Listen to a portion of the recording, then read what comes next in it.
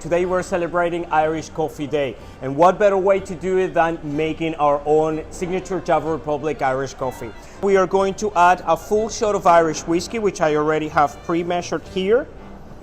And the thing that makes our Irish coffee a bit different is that we use warm spices syrup in order to give a little bit more characteristic to our Irish coffee.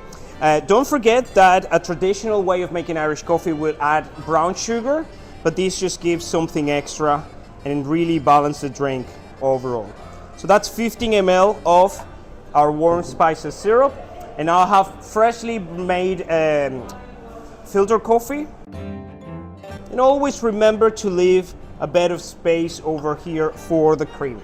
I like to stir this a little bit, and now comes one of the fun parts of making an Irish coffee, which is I have fresh cream here, and we need to shake it a little bit.